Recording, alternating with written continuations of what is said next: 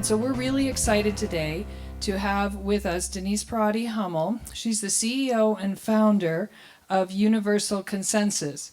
And as a well-respected cross-cultural strategist, she develops and executes strategies, processes, and training to help clients prepare for the growing number of international visitors coming to California. Ms. Hummel was recently the keynote speaker at Visit California China Ready conference in Beverly Hills. She's also a former keynote speaker at the International Institute of Peace Through Tourism in Thailand, and the former executive editor of luxury travel magazine Just the Planet. She's a member of the U.S. State Department Worldwide Speaker and Specialist Program, where she helps optimize cross-cultural interactions for businesses and embassies all over the world. She has consulted for companies such as FedEx and Qualcomm, government entities including the U.S. State Department, Pentagon, and hospitality clients including Oberoi, Aman, and Taj Hotels. Please join me in welcoming Denise to the stage.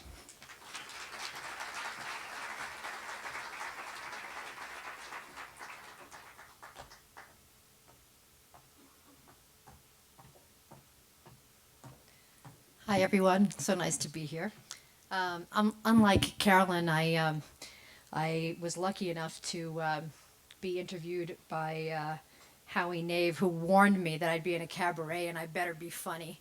And I said, Howie, I'm a native New Yorker living in California.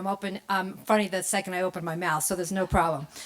To be honest, I'm not 100% sure that everything that I have to say is funny, because every time I hear Carolyn, I feel really invigorated and proud to be a Californian and everything else. And then when I get up on the stage, I'm talking about optimization. So I very delicately went around and I sort of warmed up the audience, because some of what I have to say is not 100% flattering, because I'm telling you how to make things better. And I thought if I go around and shake hands, maybe you won't throw tomatoes at me. So that was my strategy.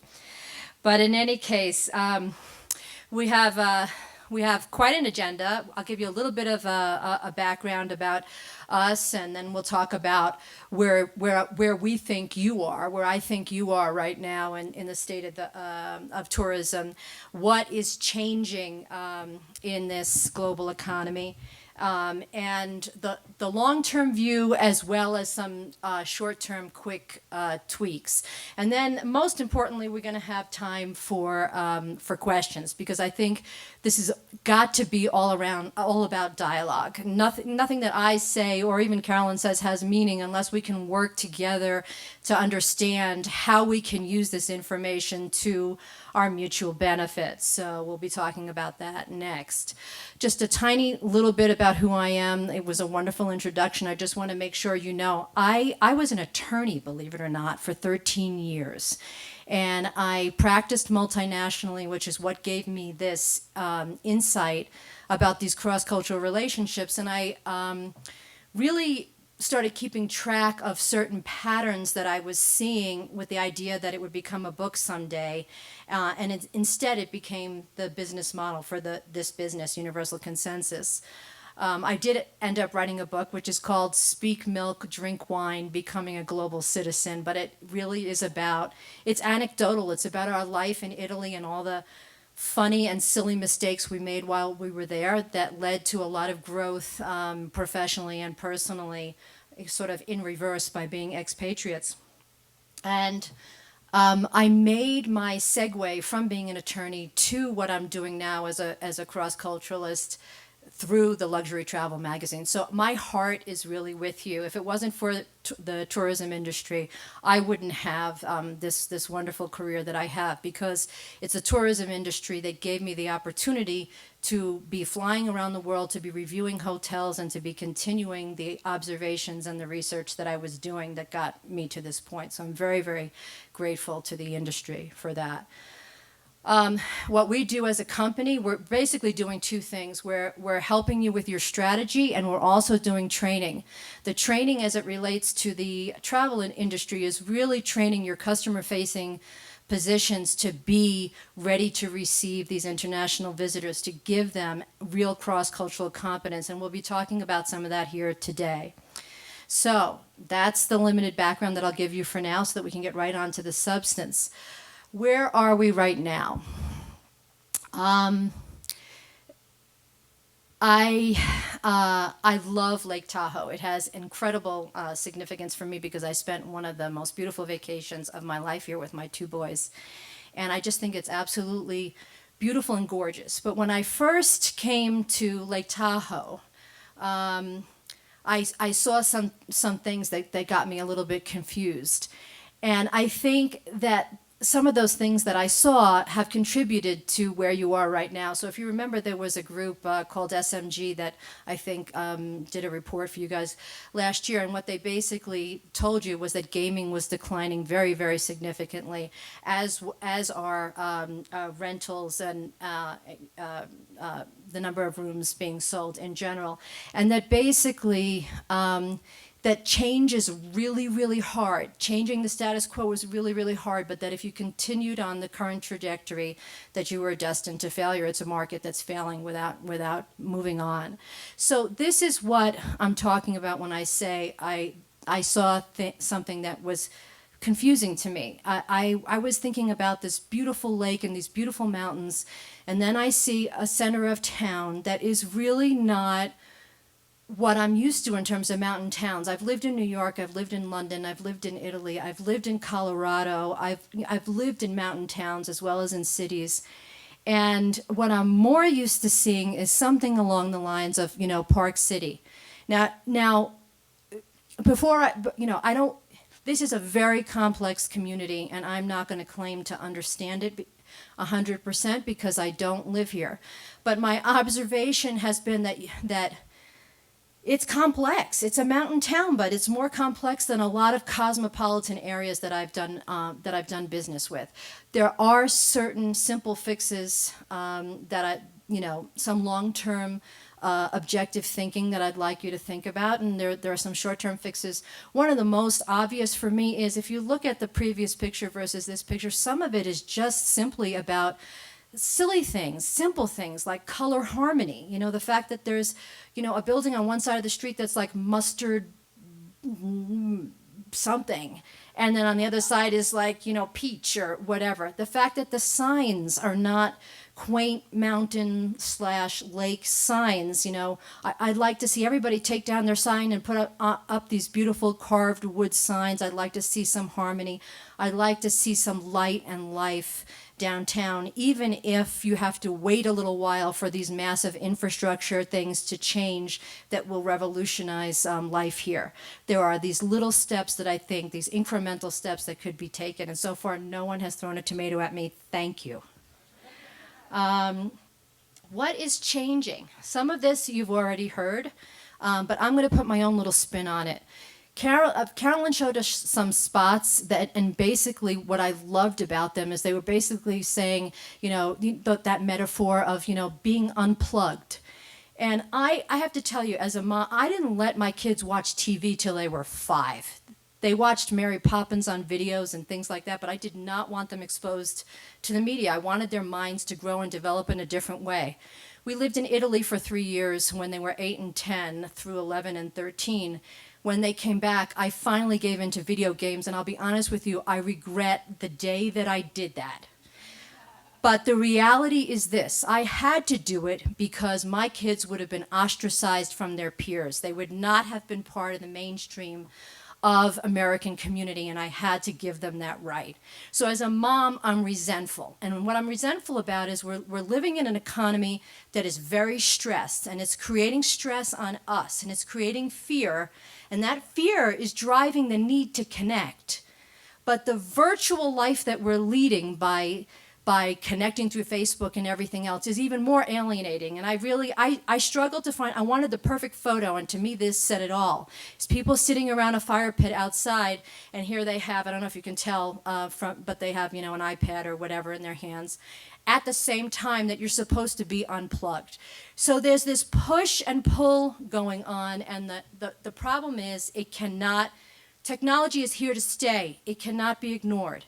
And this next generation needs that for whatever reason, for good or bad, and it has to be part of our tourism community, and we'll be talking about it in a little while. Now, you'll notice, because I was born in New York, even though I live here, I am incredibly opinionated in my delivery. So please understand that when we sit there and we talk, there are things that I'm going to say that are going to be augmenting what Carolyn said, some things that may be a little bit different, and we'll be able to talk and discuss about it, and you can say, Denise, you don't know what you're talking about. But in any case, here's some of the things that have changed. The first thing is ethnic diversity. The Hispanic community in particular is growing by leaps and bounds. The statistics are overwhelming that they will be one of your biggest demographic moving forward, without any doubt whatsoever. There is a generational shift. You may have heard of this whole, the millenniums. I don't care if you want to Gen Y, Gen X, Gen whatever. All I want to know is, how was it in the past, how is it now, and how is it going to be in the future? So don't forget about the gen this and the gen that. The fact of the matter is that this generation coming up is larger than the one before, is traveling sooner, is going to be a part of your future, and the sooner you can get them here and getting addicted to Tahoe, the better off you'll be. The international visitor. Carolyn very adeptly spoke about just how significant that market is. The UK, Canada, all the international markets that you're used to are not projected to grow at the same rate that China is. And I know that you're probably thinking, Denise, come on, we're not ready for China. You may not be ready for China, but China is ready for you. So for those of you who are open to the discussion, there are minimal steps that you can take that are low budget that can get you ready and prepared for that market, because by 2020 you better be ready because you will be so far behind the curve that you won't be able to catch up. And the last, and this is kind of near and dear to my heart, I happen to be a single mom, and that memorable vacation that I told you about was with my two kids as a single mom. And I had a phenomenal time. But what I would have enjoyed even better was the opportunity to have some sort of social experience while at the same time my kids were happy and taken care of. And we can talk about that in a little bit more detail too, because, let's face it, I'm part of the demographic that's growing, like it or not. Divorced, families, the beautiful families that Carolyn was talking about, they're all shapes and sizes. They're lesbian, they're gay, they're single, they're different. They're not just the typical nuclear family anymore, and we need to understand that and be ready for that. So, in terms of the new global targets, the Hispanic community is like any community, a little bit different than your average Anglo-Saxon family. They are even more family oriented than I would say the average family is. They travel in families, but they also like to stay with their family when they do travel. So really the opportunity here is more in entertainment and recreation, and especially in food. And I'll skip down a little bit because you'll see on the slide it says love socializing and dining, that sort of thing. They also like to linger. They are not in a rush. They want to sit at their meal. They want to talk to each other. They want to make it part of a longer experience. And for those of you who are in the restaurant community, you have to be prepared to tell your servers that the tables are not going to be moving over as quickly, and to the extent that you're rushing them, then you're taking away from your own brand by doing that. The use of Spanish, of course. I didn't see any Spanish signs. In fact, a lot of the signs that I saw were so unclear. I was sharing with Carolyn, with B, earlier, that I passed a place that said chocolate nugget, and then it said factory. Okay, so for us, we know it's a chocolate factory, and I'm American, and so I'm going to say to myself, I'll bet they have samples at that factory. I think I'm going to stop. And you know what? I think they might even have a gift shop. I'm going to bring something home for my mom or for my sister or whatever. But the average international tourist, what is a nugget? What is a chocolate nugget? And what about that factory? No one's going to know that there's even shopping there. So without even the translation into Spanish or into Mandarin, you're already at a loss with some of your signage, which is not simply saying that you have some great shopping, which is a huge driver for domestic tourists, let alone international tourists, and as Carolyn mentioned, especially the Chinese, and we'll get to that in a minute. This so-called millennial generation, they are fiercely independent, and they are independent, I believe, through the technology that is driving them. So, for example, my subordinate, who's 26, said to me, I was complaining. I said, I've been on the phone with Salesforce, for the past half hour. He's like, why do you even call them? Why do you call customer service? I said, well, what do you expect me to do? He's like, Google it. I'm not going to sit there and wait for customer service to answer. Why are you? Well, I didn't grow up that way. I didn't grow up with that kind of independence. I get on the phone and I call people. I call experts. I call whatever. I don't have that same fierce independence this generation does. They are also, I'm not going to say they're lazy, because Matt and Alex, my sons, will hear me, and they hear it every day. Stop being so lazy, but they do want things easy, which in a way sort of, again, that push-pull, they're also very active. They're active, but they're lazy. They want things to come easily. Again, to me, it's all linked to the technology. The international tourists, mostly the ones I do want you to concentrate on are the ones from Asia, in particular from China. Why? Because they stay longer, as Carolyn said, and the spend is higher, and they are the wave of the future. This whole shopping thing that we've been talking about, what you're looking for is the high-end luxury consumer in China, not the one that's trying to save money, the busloads of tourists necessarily. You're looking for those ones that really covet the luxury spending, and there are a lot of them.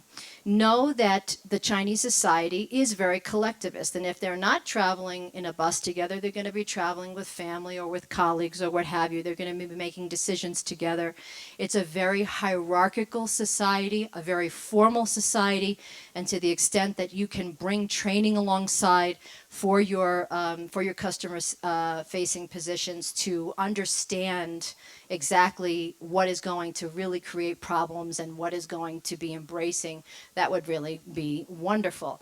They, a lot of these spots that I'm seeing that are focused on adventure and excitement and activity and all those sort of things, that's important. But the Chinese are looking for a safe experience, a guided experience.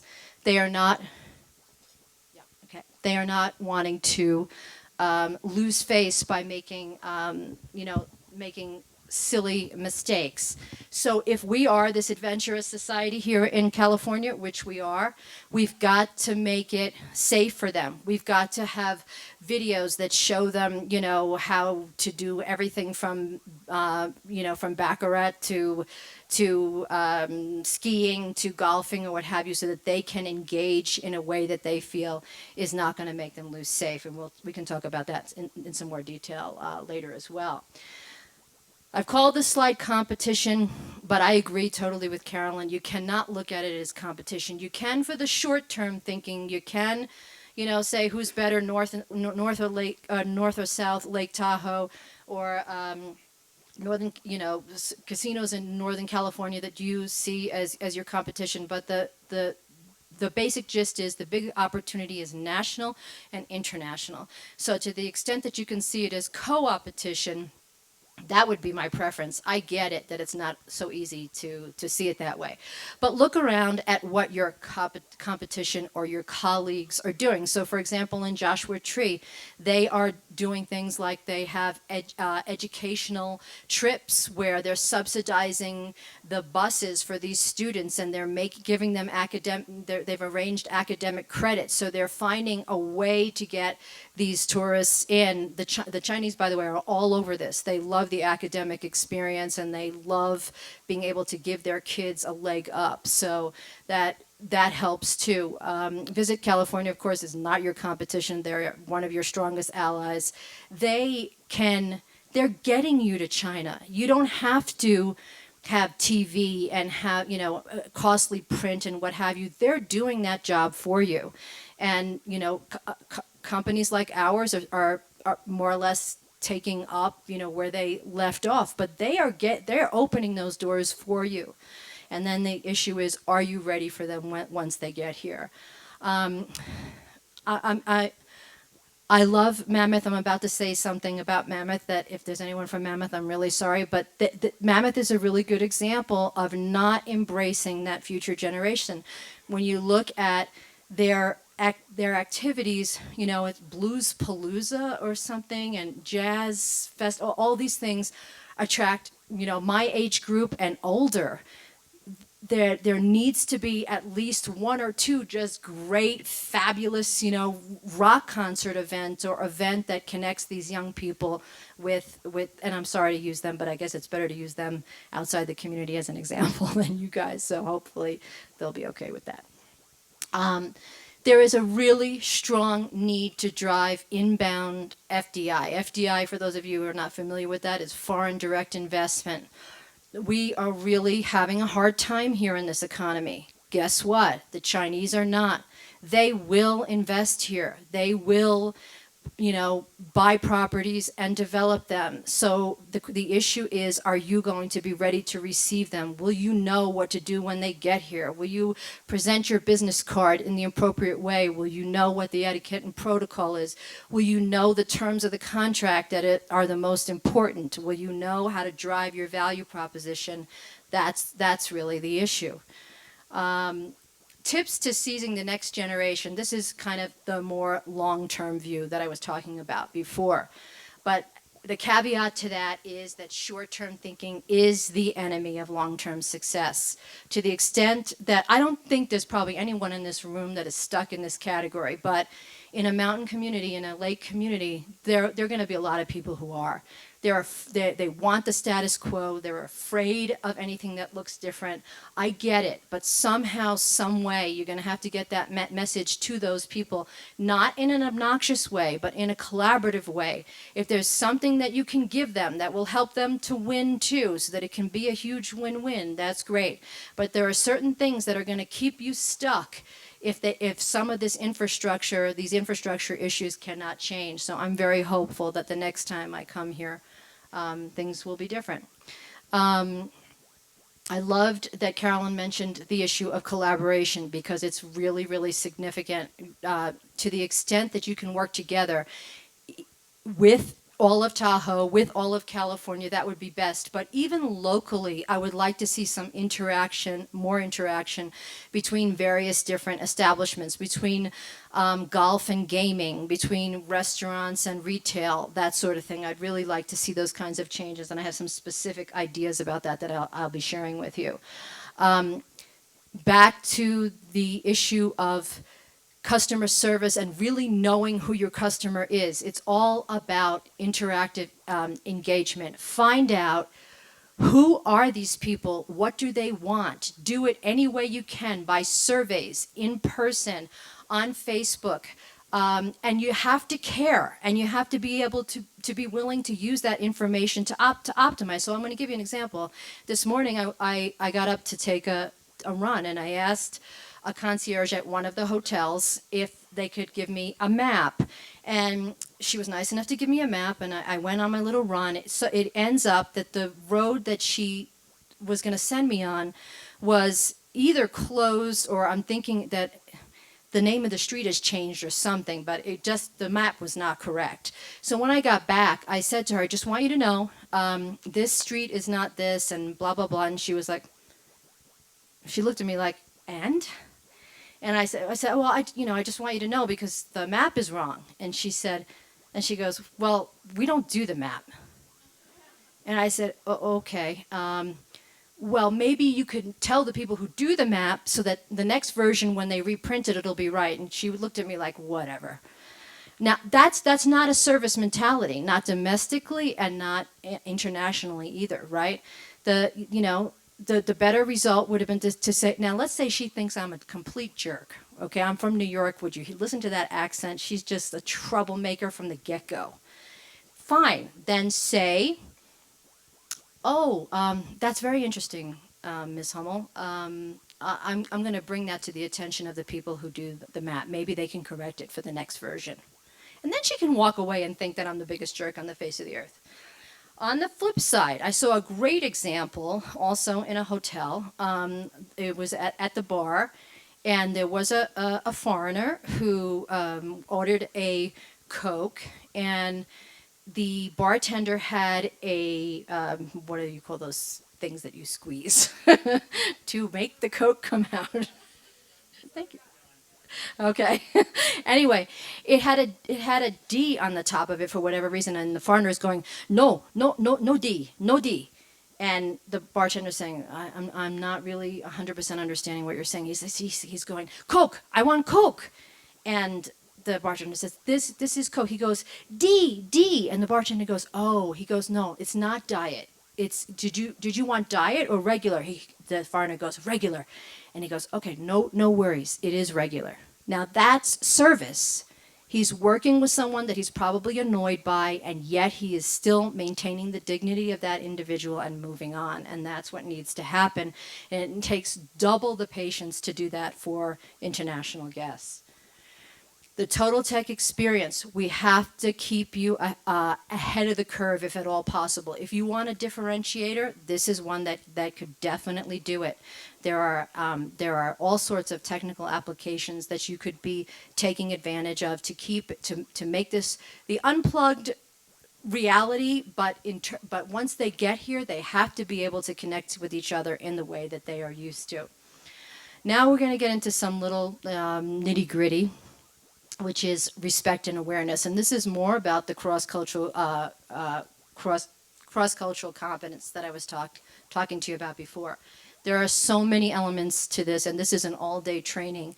So I'm going to give you 5 minutes of an all-day training just to get you focused. The one is, when in doubt, when you don't know what's happening, when you feel confused by a guest, there's a disconnect based on language or based on a different culture or a different generation, just ask. Just put it out there. You look troubled. Is there something that I can help you with? You had a bad reaction to what I just said. You know, what are you thinking? When I lived in Italy, I was trying to explain to the direttore of another school why I wanted to transfer my son to that school. And I said, I was trying to explain that the classroom is a complete disaster. It was so chaotic, and there's only 1/4 grade. You know, what can I do? And so I said, oh, direttore, è veramente un casino. And he looked at me with this look on his face like, what the heck is this woman saying? And I thought, hey, I'm thinking to myself, I'm fluent. What is his problem? And I said to him, in Italian, it seems like I disturbed you. What happened?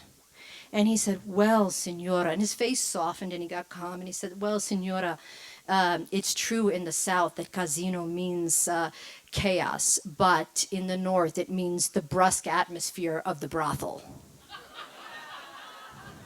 Live and learn. Anyway, contextual information. Don't assume that your international guests have the information that you think that they should have. You might have very hot weather or very cold weather. You might have people skiing who don't know that they can also be dehydrated. Give them that information. Do not assume. Multiple mediums. Carolyn touched on this. Print is not out completely. There are some people like me and some others in the audience, they have to feel in touch, and that there are others that if they never had a piece of paper, it would be too soon. You have to be able to embrace all. Language is a big issue. People have been saying to me, we're not ready for the Chinese guests because we don't have anyone who speaks Mandarin. We have a fairly large staff.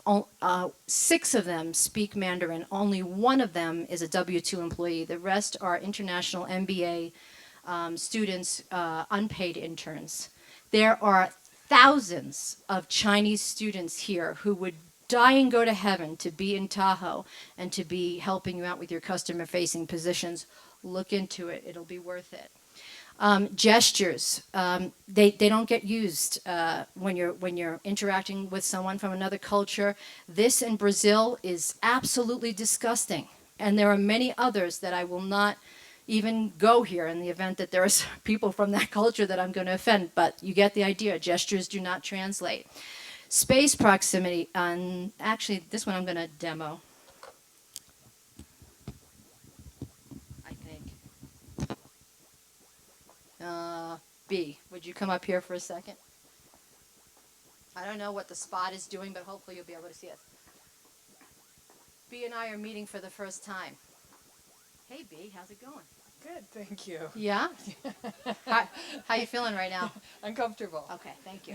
Okay, she's feeling uncomfortable because every culture has its own space proximity, and I can't teach you the space proximity for 60 countries sitting here today, can I? Nor could I if we were even going to be here for a day together, but I can teach you that if you make observations about the way people stand, you will figure it out. By the way, B, I've learned to do this demo with a woman because when I did it with the Navy SEALs, I did the same thing, and I said, so, how do you feel? And he goes, I'm thinking we should get a room. So, just moving on to a few other things. I already touched upon this. There are certain societies that are extremely formal. The Chinese society is one of them. You do not call them by their first name. You do not pat them on the back. You speak to the eldest male first. You do that by his title, hopefully, if you know it, and his last name, or at a minimum, Mr. So-and-so, not Tom, Jim, Larry, or what have you. And time proximity is the last one I'll touch upon today, which is there are some countries like the United States where time is of the essence. If you're not early, you're late. Time is money and what have you.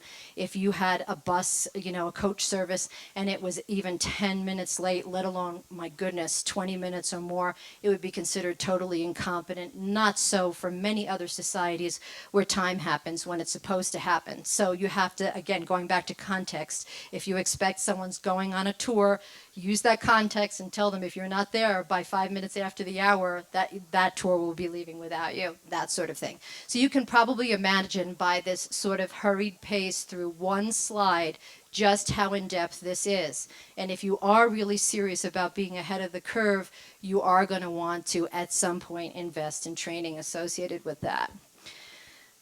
Now we're going to get into just a few little quick fixes, and then I'm going to finish up because I told you I would give you some long-term and some short-term. The most important thing you can do in your marketing is to focus and differentiate. It's not going to be enough to have this two-sided flyer that deals with everything from, the couple who wants to get married to the 20-something, girl going shopping to the Japanese executive. The marketing has to be fairly targeted. So having said that, I'm going to move right into some tweaks to, and I'm calling them passion offerings because I saw that passion events, and I've decided that I'm going to talk to you about passion offerings and how to tweak the passion items to sort of give this quick optimization. Let's see how I do. One of the passion offerings would be related to gaming. So the Chinese, as you may or may not know, are avid gamblers, and they are totally on the rise. Take a look at this little graph here, and you'll see what I'm talking about. They are spending a lot of money. If gaming is dying here and you don't want it to die, then this is your chance for resurrection, and it needs to be addressed as soon as possible. Golf, the Chinese love golf, and it's considered, it's luxury. It's extremely expensive. All of the important families will have their kids taking golf at a very early age. As you know, the 14-year-old who was in the Masters recently was Chinese. The Chinese have a ban on the proliferation of golf courses right now, so there are a lot of people who want to play who can't play. This is one of those tweaks that I was talking about, combining, say, gaming with golf. You guys who are in casinos out there, buy them free rounds of golf. Work with your golf courses to provide some sort of combined packages. You will get people here that Vegas can't get and that Palm Springs can't get. Sorry, and they're both. I have clients in both places, so I apologize, but I'm here in Tahoe. I'm going to tell you like it is. Passion offerings for out and about. Here's where apps come in. Work together as a community. Get an app development company to do an app where people who are out mountain biking, road biking, hiking in the mountains can have check-in points. Where are they? What did they do today? What did they see? Help them to connect in a way that is significant. On the slopes, contact my client. I have a client, their name is Life Proof. They sell, among other things, waterproof covers for iPads and iPods and all that. Contact them and see if they'll get you to, donate, some of them free or at an extreme discount, and put together some sort of competition or raffle or something associated with that. Tell them I told you to do that. On the lake, when we were here, we went out on jet skis, we went parasailing. Would my kids have died and gone to heaven if there was an option for the photographer who took pictures of us, say, on the parasailing, for those to be sent either directly up to Facebook, if that was required, or to their phone? Wouldn't that be an incredibly cool thing? The ecotourism, get some SEO link backs with some of these international voluntourism organizations. You may recall that Bea mentioned that one of the programs that I'm involved in is called the International Institute of Peace Through Tourism.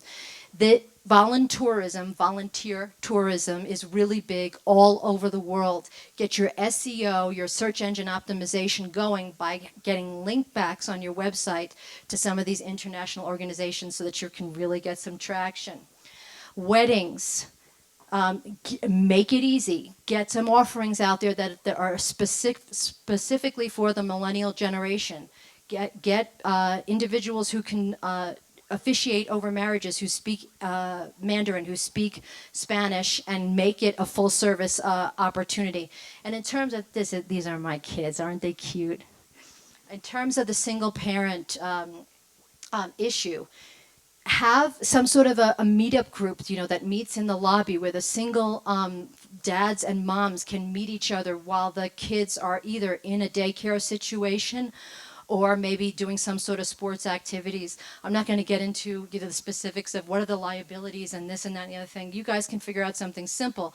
But the reality is this: when we as single parents travel with our kids, we want that connection time, but we also want to feel like we're alive and that we're social beings. So give us the opportunity to do that, and it's not a difficult thing to pull off. So what are the next steps here? First of all, these are the abysmal statistics that we were talking about previously, that were provided last year to you. It's not an option. You can't go in that direction anymore. There has to absolutely be a new trajectory, and that new trajectory can take place only if you understand the opportunity, if you target your messaging in the way that we've spoken about, if you regionalize your marketing and your offerings, if you optimize your sales process in a way that shows that you really understand the people that you're marketing to. And at that point, you'll be accelerating that inbound opportunity that we've discussed before. So I think that you're all probably really ready to take a break, or at a minimum to ask some questions. So thank you very much for putting up with me, and I look forward to being a part of your future success. So you're asking what to do to be more prepared. I mean, the first thing is getting as much translation as you can out there, and it's going to be a gradual process. You don't need to have it immediately. You don't need to get the community all up in arms that there's going to be some sort of infiltration by the Asians or something along those lines. But you do have to get ready from a linguistic point of view to upgrade your signage, and I would do it by doing Mandarin, Spanish, and perhaps one other language, so that it's not intimidating or scary for anybody. That's the first thing I would do. The second thing I would do is get your customer facing staff ready to receive international guests, period. That cross-cultural competence training that we've been talking about. And the third is, from a strategic point of view, to be prepared to I shouldn't call it upgrade, optimize your marketing and your offerings specifically for these communities. So for example, in Las Vegas, and I apologize, I know that they're your competition, but of the casinos that are our clients, they have made specific changes to, for their whales, for their VIPs, according to our suggestions, and they've also changed the amenities in the rooms. The Chinese, for example, really like slippers, sanitized slippers. They like sanitized everything. They like tea in the room, and they expect the tea to be in pots. I mean, that's not a major investment, and yet it's still, and you can have that one-page PDF just for the Chinese that says we have. Oh, this is another one that I love because their older people are so revered. They, in China, there isn't this regulation about handicapped, rooms, and you can actually market your handicapped rooms as being, retrofitted for the elderly. I mean, it's already there. It's just that you're not marketing it. And there are many other suggestions too. Okay, so the food is an interesting issue. There are two key issues. One is to have rice available, because that is the staple product and the fallback. So there are going to always be those that are very adventurous, and there are those that wouldn't touch a hamburger or nachos if it was fed to them intravenously. So having that rice as an option is a really good one. The other one is, how your mom always says, breakfast is the most important meal of the day. It is for international tourists as well, in particular the Chinese. So to the extent that you have a hotel and you can have even one offering, one familiar thing in the morning, that makes a big difference too. Carolyn, anything you want to add to what Denise has just said to us? Just in terms of a marketing tactic, and when I briefed the business delegation, I added this. China, it's an efficient market to reach. They're the most digital savvy country in the world. 500 million people online, social, mobile. So that creates great efficiencies in terms of your reach. And I'll just add on to that. In terms of the digital world, what Carolyn said is 150% true. The interesting factor, though, is that they go usually after a recommendation by a trusted colleague, loved one, or friend. So they'll end up there, but the experience that you are giving them here is going to be what determines whether they go back and tell their friends, colleagues, etc., about this wonderful place called Tahoe, where all the people were so friendly and so embracing and really understood them. My head was nodding from ceiling to floor because that was one of the major themes that came out of our research we had just done out of that market. Is they definitely are, that a following society. So I just want to emphasize that. Just one more comment on that last question about how they're followers. I mean, you almost have to look at a Chinese tourist if you're hosting them in your hotel. Just treat them like there's 10,000 more right behind them, because that's exactly what's happening, especially because they're digitally savvy, and their medium is a hybrid between Facebook and Twitter, and it's called Weibo. So, but anyway, on to ecotourism, as Denise said. Yep, they're not the adventure type. That's for sure. They want safe experiences. But other markets are, and that's frankly why we were running our outdoor spot in places like the UK, Germany, Australia. I remember talking about this during the Outlook Forum, and I really I could intellectualize that, but I didn't really understand it until I had actually, how funny, it was right here at the South Shore 2 years ago when we were doing the opening dinner for the Amgen Tour California. How many were at that dinner? Okay, so I got really excited, and I actually had my daughter with me and a couple friends, and I ended up bidding on the trip. My husband's like, "What'd you do that for?" It was for a great cause. Well, of course, I'm so busy I didn't even have time to take it until the last week of the last window. And it was to Holland. So there I am online going, great, we're going to Holland. Well, I'm kind of the outdoor adventure type. And so I'm like, I can't wait to see the outdoor state national parks. Well, there really, I mean, with all due respect to any Dutch people in the audience, there really isn't any. And it's flat. And so I didn't understand that. I actually went to Ireland the year before. Every time I go overseas all the time, I'm usually in hotel rooms. So while I'm over there, I don't experience really the product. And I was surprised that, you know, Ireland's national parks, 600 acres. That's it. You know, so that's a farm for us in California. Um, that got me beyond the intellectual piece and the emotional side is that we are the bounty of open space. And that's why it is such a pillar in some of these markets, again, not China. But it's interesting because they want to experience it, but through a safe lens. So, and the research also, they're an emerging market and they're new. So they like icons and they want to check every box of an icon. So yes, Yosemite's important, you know, Mount Shasta, Lassen, they will see them, but they want to do it through a safe lens. But everybody else, they want to experience it full bore. So I think it's more of a market specific thing than it is really a generic statement. Just one thing I want to add about China is the Chinese love natural beauty. They truly love and respect it from a spiritual point of view. And in addition to that, I don't know how many of you have been to China, but specifically in Beijing and Shanghai, where the majority of your tourists will be coming from, the quality of the air is abysmal. And when I say abysmal, I mean that some of my colleagues, when I go with me, they actually use masks when they're outside. It hurts to breathe. So the fact that, you know, and then the flip side of that is they are so into, you know, health and well-being. You guys know all about Chinese medicine and all that sort of thing. So, and they do not trust their government to a large extent because their government has not been very good to them historically. They, you know, I don't know how many of you have heard about the lactose scandal in the milk and various other things. So, it really is a sellable item. But I wonder if I could be a little ADD and just tell you something that I forgot to tell you. Carolyn mentioned that, you know, Weibo. Weibo is their Facebook. Facebook is blocked in China.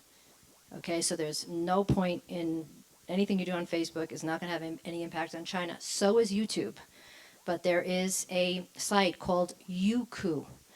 Any video that you have here, you can have a Mandarin student, you know, translate and have subtitles and put it up on Youku. That's a really cheap, quick fix that doesn't require our expertise, you know, to pay for. You can do that yourself. Getting a landing page, a Chinese landing page, as in a .cn, not a .com, is not expensive. Getting your website translated, not the whole website. We don't have our whole website translated. We have a synopsis of what we do and how we can help the Chinese here in the United States and the Brazilians in Portuguese, et cetera, et cetera. We've only done one page of synopsis for our website because it's more cost effective to do that, and you guys can do that too. So I'm sorry to be ADD, but I knew I forgot something important. I wanted to tell you that. An anecdote, the day I arrived, China Daily Post, the English version, 700,000 Beijing citizens a year die from air pollution. It's serious. So do you remember I talked about how the Chinese do not like to lose face, et cetera? A lot of these resorts are, in fact, doing these group lessons, both for golf and for skiing. The reality is there are going to be some people that want to do that, especially the young people. But the older people, they want private lessons. They don't want to lose face. So you can say, you know, you can do some sort of deal, you know, for every 5, you know, young people that do a group tour, there's going to be 1 free lesson or whatever. You can one-up them by being that much more aware of the way that they want to learn. You can have videos with, you know, instructional learning from putting on your snow boots to making the first turn. By the way, another ADD moment, your videos out there are really old. When we were doing our research to say, I wonder what they're doing, you know, with video. There were some good videos that came up, but there are some videos that look like they were done in the 70s. Get rid of them. It gives this place an old sort of dowdy feeling. Take them off YouTube and replace them with something young, vital, and exciting. Anybody else have a question? I'll come to you. Just put your hand up for me. There we go. I think I know this person. Carolyn, I'm just so excited about Brand USA and the work that California is doing with Brand USA, and I'm curious about what you see that new office really doing for us in a short amount of time. And I don't, well, and I know that Visit California has been working very hard in the international market, and I would just like to say that from our standpoint here, we think that we have seen about a 30 or 40% increase in the media visits just this last year from specifically through your office. So thank you for that. But just in general, the national effort along with Visit California and particularly your efforts, how do you see that playing out in the short run? Yeah, that's a great question. There's so many lenses. I mean, let's start with International Powwow. How many of you participate in International Powwow? If it's like this year, it's in Las Vegas. So Brand USA is investing an additional $1 million into that show to up level the quality of the show. And has signed an MOU, an agreement with the U.S. Travel Association, so that it's now jointly owned, and a partnership to bring additional awareness. And in addition to that, look for some messaging, because Brand USA is going to launch kind of the public interactive piece with the industry there. They'll be doing briefings and advisory committees on upcoming programming for them. So just if you're going this year, look for that. They're going out to bid at just an accelerated pace to set up their international infrastructure. I mentioned that actually all the offices that have been ours, they have selected through a formal process. That's helpful because the accounts are different, but they have experience with ours. And so there's a good synergy, not only operationally, just how they're processing invoices, for example, but also on a marketing front. Japan, you know, it's so funny here, we've talked about China ad nauseum. Remember when we all talked about Japan? Well, we can't move that needle, for example. That market's stagnant. They had their own economic problems, the last decade and so forth. But it's still a very important market, very viable for us. But alone, we can't do it. So Brand USA has gone in there, and that's good for California because we can partner with them, and they can go in with a branded effort. And frankly, we've partnered to co-brand with them. And then that market also is very much driven by the trade and distribution of product. And so, for example, JADA, the leading trade show there, had almost just vacated. I think before Brand USA went in, there was 11 exhibitors. And last year, with the launch of the brand campaign, it was sold out at like 200. So it's an example of really Brand USA giving us wind at our back for a lot of these. It also allows us to be more efficient from a media perspective, because if we know they're going in there, we're going to ride those coattails on the branding front in many of these markets, and that means we're just more efficient with the dollars, and we can have a reach that's further. FAM tours, like you mentioned, we'll be partnering, with them on that sort. Their web infrastructure, we're working with them daily on loading content. So it's kind of mirrors, and it's funny. There's been a couple of people in the industry says, "What's it like to have to work up the chain, up the food chain?" And it is interesting because up until 12 months ago, there really wasn't a presence for us to look up that food chain. And the other important piece is working on how do we collaborate so we're not cannibalizing each other here, because they have a program of offerings as well. Well, one of the things they have done historically, and Chris Thompson, good friend of mine, he was the CEO of Visit Florida, now he's CEO of Brand USA. Well, they worked for years with Miles Media, and we recently hired them also to run a lot of our co-op campaigns. And one of the reasons why we did is so that we could work collaboratively, not competitively, and not from a confusion standpoint of putting together programs that streamline what Brand USA is doing from what they call their digital publishers program right through what we're doing so that they can sell up and down and we're all coordinated. So those are a couple of examples. That's a good question. Are either of you aware of any off-season or midweek success stories out there for mountain towns?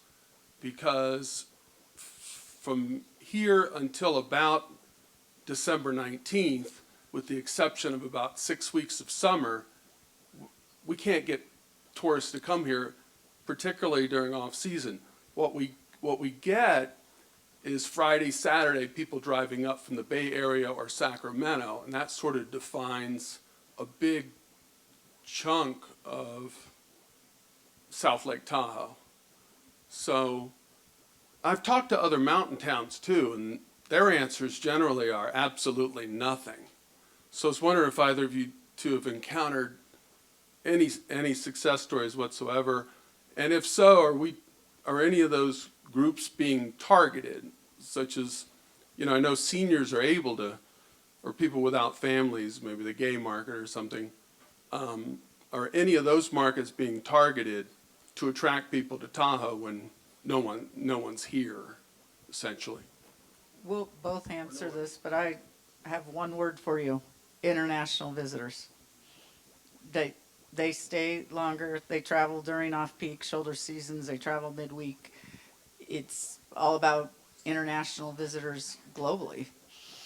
Yeah, I mean, she hit it on the head. There's nothing more to say except the obvious, which is that when they travel internationally, they do not travel for the weekend. They might incorporate a weekend, but they come for a much longer period of time, which includes midweek. And to be honest with you, taking advantage of that, and the fact that could be a significant issue for that particular market would be to let them know that there could be significant discounts during that midweek or the midweek program.